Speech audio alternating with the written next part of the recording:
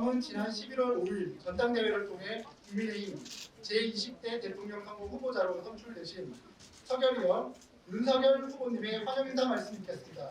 여러분 공동체의 권력, 국가 권력이 개인의 그 영역을 함부로 침범하면 안 된다는 그런 부분이고요.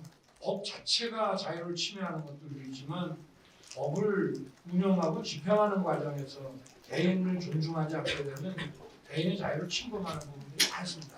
검찰이라는 데서 형사법 집행을 수십 년 했습니다만 공동체의 어떤 필수적인 그 이익을 지키기 위해서 집행하는 거지만 자칫 잘못하면은 개인에게 아주 심각한 그 프라이버시와 자유 침해를 가져오는 것들이 많고요. 이번에 지금 법안은 올라가서 아직 처리는 못했습니다만은 언론중재법 같은 경우는 민주사회의 가장 기본인 이런 언론의 자유, 표현의 자유라는 것을 심각하게 침해하는 거죠. 그 말씀 중에 5.18 그 처벌법 같은 것도 거짓으로 왜곡하고 조작 선동하는 것을 처벌하는 것까지는 그거는 뭐 국민의 합의가 있으면 가능하다 하지만 자신의 어떤 의견을 얘기하는 것을 처벌하게 될 때는 그거는 표현의 자유라는 그 헌법을 건드리고 개인의 자유를 침해하는 거기 때문에 저도 광주에 가서 그런 얘기를 했습니다. 나이가 젊다고 청년이고 나이가 많다고 뭐 국민이 아니고 당연하게 생각이 젊으냐에 달려있다고 그런 얘기도 있습니다만은 일단 현재 놓여 있는 상황이 미래를 준비하는 단계, 아직 모든 게 정해져 있지 않고 가능성이 많이 놓여 있고 사회에서 어떤 기성세대로 자리 잡지 않는 그런 단계에 있는 사람들을 청년이라고 보는 게 맞는 것 같습니다. 청년 그러면은 딱독으로는 그 특징이 저는 불안이라고 생각합니다. 내가 과연 성공적인 인생을 살 수 있을까? 뭘 내가 잘 해낼 수 있을까? 근데 이 불안이 개인이 극복할 수 있고 개인의 개인적인 문제면 모르겠는데 이것이 제도적인 거, 사회적인 거일 경우에는 그거는 우리가 이걸 사회의 어떤 공통 문제로 인식을 해가지고 이런 불안을 좀 감축시켜야 된다. 그런 생각을 가지고 있었습니다. 물론 거기에 벗어나는 청년들이 많이 있을 거예요. 예외는 있지만 기본적으로 다들 어떤 그 미래에 대해서 불확실하니까 또 불안감이라고 하는 이런 게 다 있었습니다. 저는 그 우리 청년들이 불확실해서 오는 이 불안감이라는 것을 잘 다스리고 여기에 너무 정신을 소모하지 않고 자신감을 가지고 준비를 해 나가는 것이 그게 중요하지 않느냐 이렇게 말씀드리고 싶습니다. 시간이 좀 많이 걸리는데요. 국민들 전체가 이 부동산 문제에 대해서 그렇게 불안해하고 이런 적은 없었습니다. 이 정부가 시장에 들어가서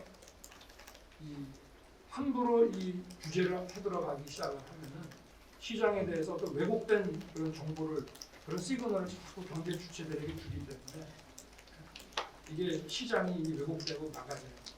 그래서 이게 당장 뭐 공공개발로 집을 좀 지어가지고 일단 그 공급에 대한 숨통을 좀 터주는 것도 중요하지만 시간이 또 조금 걸리더라도 좀 시장을 훨씬 자유롭게 주택이 매물이 시장에 나오고 또 새로운 신규 주택을 건설하는 기업에서 더 지을 수 있게 하는 이런 세제와 이런 그 각종 규제를 좀 풀어가지고 하여튼 이 주택 시장을 시장의 수요 공급 원리에 따라서 돌아가게끔 정상화를 좀 시켜주는 것이 그게 이제 중요하고 그렇다고 해서 부동산 가격이 지금 그거 담보대출 받고 뭐 이런 사람들도 많은데 갑자기 뚝 떨어진다고 해서 꼭 좋은 게 또 아닙니다. 지금 이 상황에서는 늘 시장이라는 것은 그 변동이 예측 가능해야 되고 거기에 따라 움직일 수 있게